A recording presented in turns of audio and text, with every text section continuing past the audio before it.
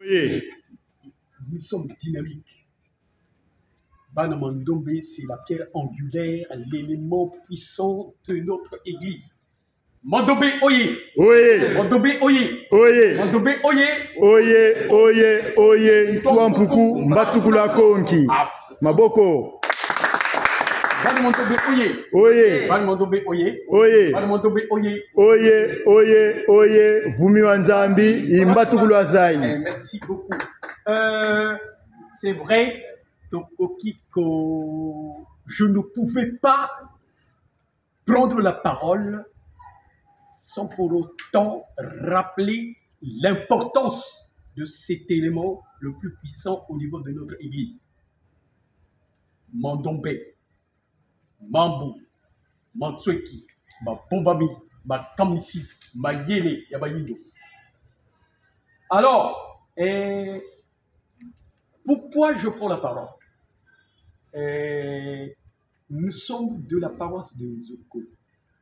Alors, j'insiste là-dessus, je prends la parole. C'est pour dire que nous avons la mission d'enseigner l'écriture mandombé dans toute la République du Congo.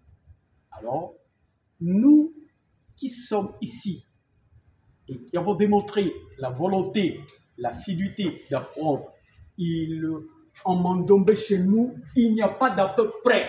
Où tu connais, où tu ne connais pas. S'il vous plaît, s'il vous plaît, s'il vous plaît, j'insiste là-dessus.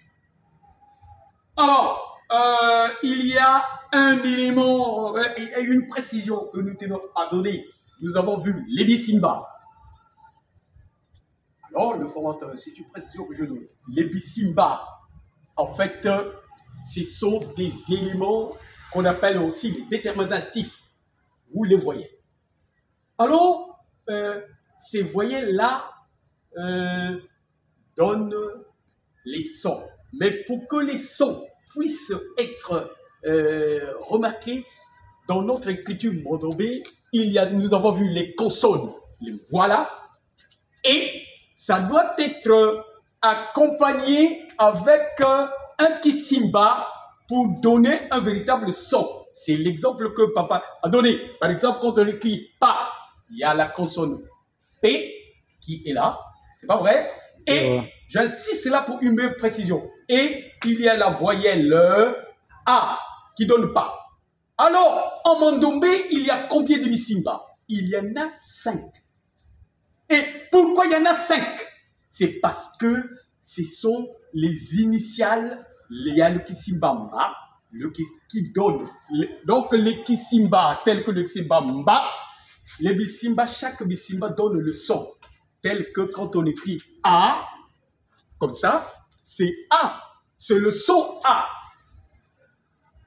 En mandombé, on appelle ça le kisimba ba.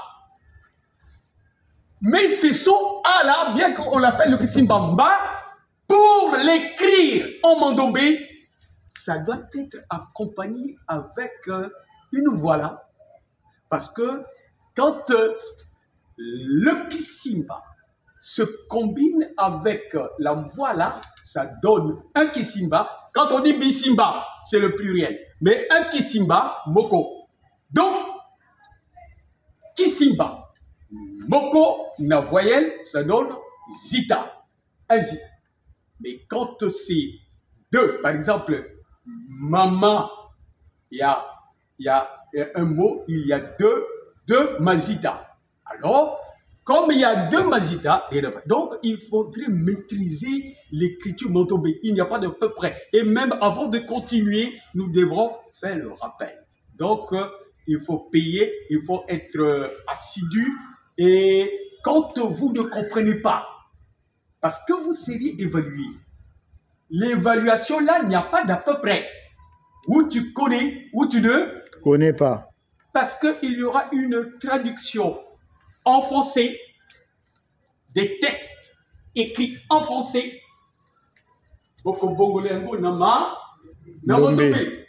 indirectement, on vous donne une phrase, un texte en mandombé et vous le transcrivez en français. Alors, nous sommes là. permettez-moi, j'étais au village, hein, je ne me rendais pas compte parce que la dernière fois, il était là, mais le temps est passé. Il faut venir. Et puis, papa, comme ça, il faudrait être tellement très... Il faut voir le temps. Ouais. Et il faut le libérer. Mais vraiment, nous sommes là parce que quand il y a... on est tellement très regardant. Ça, tous les voix là, vous les avez vus, toutes les consonnes. Oui. Et le premier temps, quatrième temps, ainsi de suite. Hein? Oui. Voilà. Et puis, j'étais un peu observateur, je m'arrête là-dessus.